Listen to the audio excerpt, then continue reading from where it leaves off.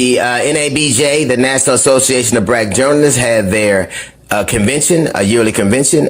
This time, I believe it was in Atlanta. They had the usual order of business, but this time there was something slightly more unique.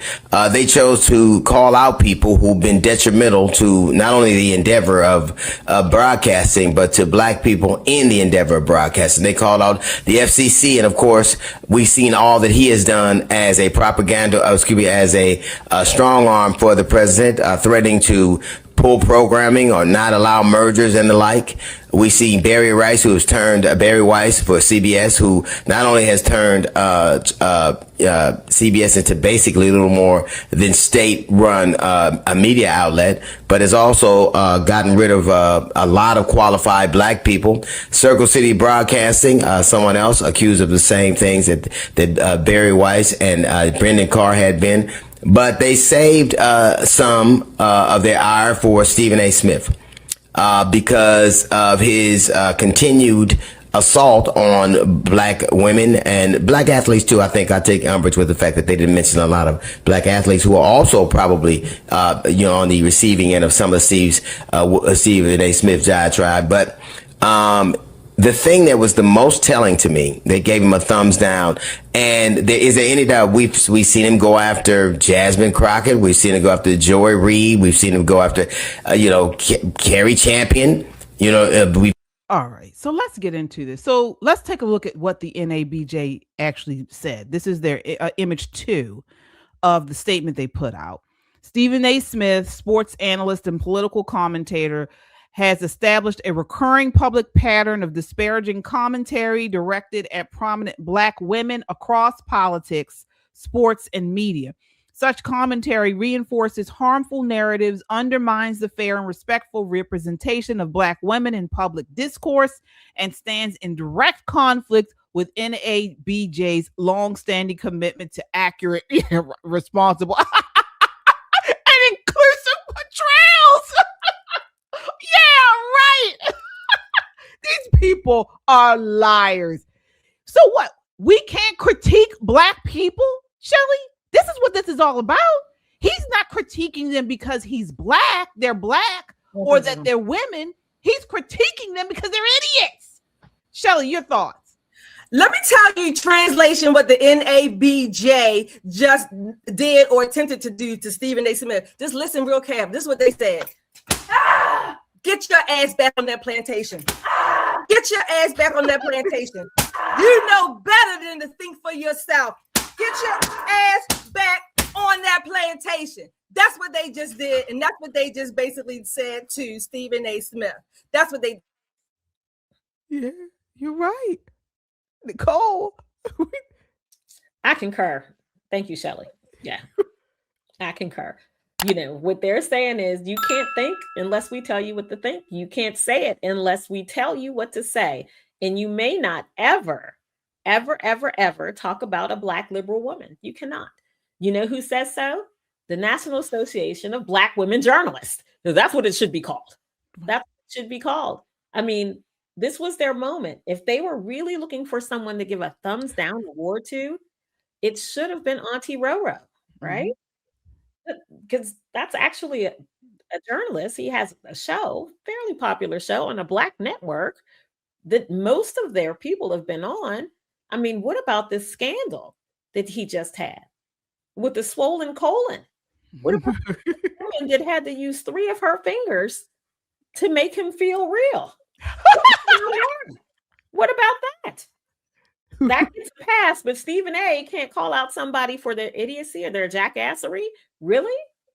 That's a very good point. That is a very good point. This man allegedly got ass fisted. All right. And nobody's calling him out. He's supposed to be a journalist. He has had multiple things go on his podcast. It came up that he was watching pornography during an actual show. But it's not about who, it's about what political party they are criticizing. All right. Absolutely. It should be called the National Association of Democrat Black Journalists. That's what it should be called. Absolutely. Okay.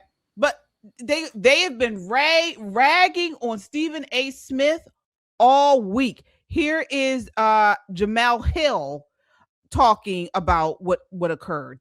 She is a former ESPN newscaster. Clip 7. Stephen A. Well, I care about him a lot. I don't really have a role in this conversation. I'm not a black journalist. And that seems to be the elephant in the room, which is that Stephen A's being called out because you're a black journalist and you got to be careful how you go after your own versus how you go after the other. And that is a very tricky conversation. Yeah, but you know what, Chris? It's one that we all live in. Like, I know being a black woman, especially because I have mostly trafficked in mainstream media spaces. Yes. You've been at CNN. You're in a pretty mainstream space now. I was at ESPN for 12 years. I write for The Atlantic. I appear on CNN. These are mainstream spaces.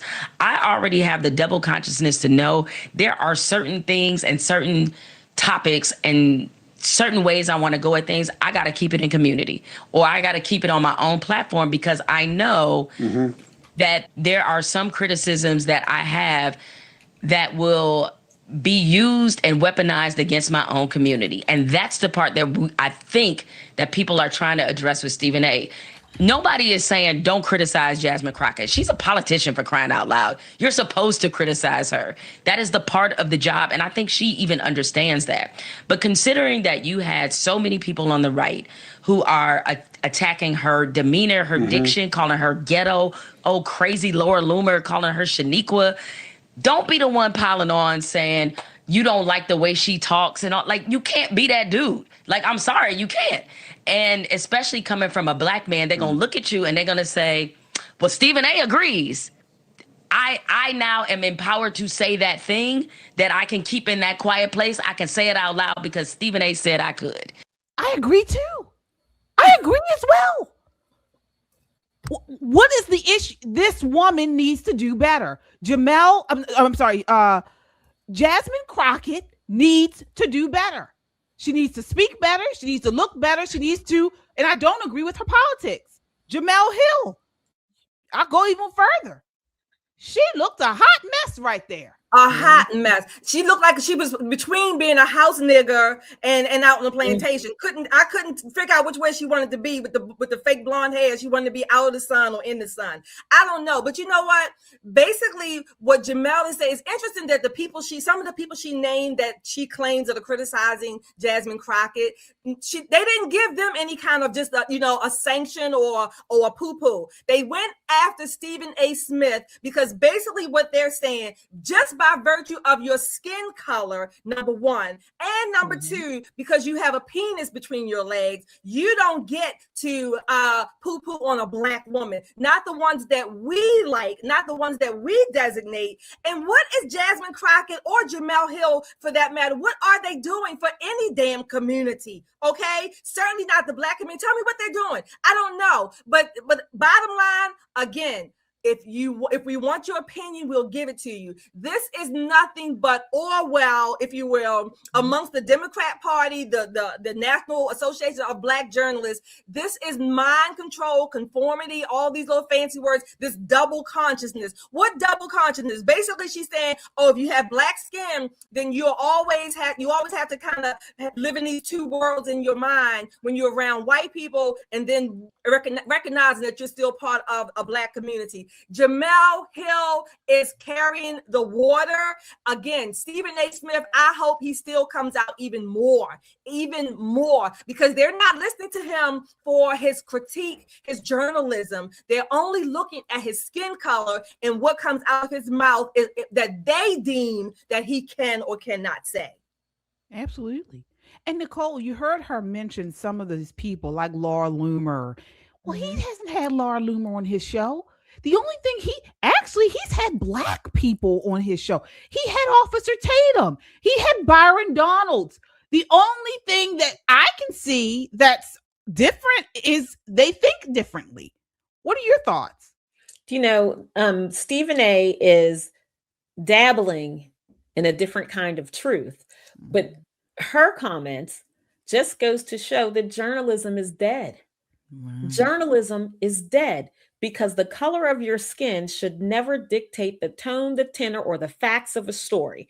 And here she is saying the quiet part out loud, that the color of her skin not only changes the story, but whether the story even gets reported. So imagine, if you will, there was a huge scandal and it involved a prominent or semi-prominent Black woman. What's up, everybody? This is Poppin' Politics. Get your merch. Are you a Poppin' Politics fan? Are you unapologetically American? Or not Black, not white American? We got it all for you right here. Get your merch. Get the classic shirt. Classic. Goes with everything, comes in a variety of colors. Smart, edgy, conservative, like us, like you. This is a great way to support the channel. Click the merch button. There is no shame in being an American. Get your shirt today and be unapologetic about it. Get your shirt, wear it, and be a proud American. You can get it all in t-shirts and hoodies. You can get it in stickers, on bags. You can get it all on our website, metroconservativemedia.com, or our YouTube page, Pop and Politics, and tag over to store. You can get your merch and show you're proud to be an American and support Pop and Politics. As a Black reporter, you're not supposed to report the story. You're supposed to sit on it and only talk about it in closed rooms. Is that what's supposed to happen? That's not journalism. That's not how journalism works. It makes me crazy when you hear journalists say, I'm going to report the news I want you to know. Not the news as it is, not just the facts, but my personal opinion and my personal biases and prejudices are more important than the facts of this story. This is the reason why the mainstream media is dead. This is the absolute reason why Americans don't trust anything that come out of their mouth. You see it all the time. People will hear a story, they'll see a headline, and the first thing they do is they pull out their cell phones and they're asking AI if it's true. They're doing Google searches. There was a time when Americans could trust the mainstream media. You could trust the stuff that they said was about 90% worth of truth. But here we have a sports broadcaster who fancies herself, a highfalutin journalist, whatever, sis, and saying, I'm not going to report the story the way it is. I'm going to let my personal biases and prejudices dictate the truth that you get from me. And this is the reason why journalism is dead in the United States. This is the reason. Absolutely. One more thing just about this National Association of Black Journalists. Keep in mind also, I think there's of course there's a political angle. The National Association of Black Journalists also support heavily the Democrat Party, and there has been talk of late that Stephen A may be considering running for some office, or I don't know what level, but so this is all, I think, a part of that as well. They want to knock him down to say that, we don't support him from the political angles. I don't know if he's going to run or not, but this is why this collectivism, if you will, this Borg mentality, that because you are one of us, then you have to only say, think, and believe, if you will, what we say you can do. There's no independent thought. You're not an independent person with your own agency, with your own thinking through things and processing them. Maybe you might come up to agree with whatever the issue may be, but maybe you have a different approach about it, and you want to just kind of explore that angle as well. No. There's none of that in these collective Borg mentality groups. That's what I call them. They're like a Borg on Star Trek. All you Trekkies out there, you know exactly what I mean when I talk about the Borgs. That's what they suck the life out of you, all to keep the circuitry of that political leadership or whatever the case may be going, and they will control your life. Absolutely. Folks, sound off in the chat and let us know what you think. Do you see the con that is trying to be played on our country? Do you see how the left is trying to divide us? Okay. This is dangerous. It's actually dangerous. And I really hope that we, as patriots, as people who love freedom, who love this country, don't get sucked into it, because it's very hard these days to not do that. And when I say that, because you do have, we speak on this as sort of a pushback to the left, I don't look at people in this idea of racial through a racial lens, but this is what the left is trying to do, and they tell us needs to be done. And they're pushing this in the culture, in education. They were trying to push it in law, and they're still in certain ways doing it. That it's very dangerous. It really is, because if we get to a point where everything is decided and enacted and done through this racial lens, and Democrats get in power, we already know they despise white men. All right, they despise white men. Can't get enough of Poppin' Politics? The conversation doesn't have to end here. Check out our next episode.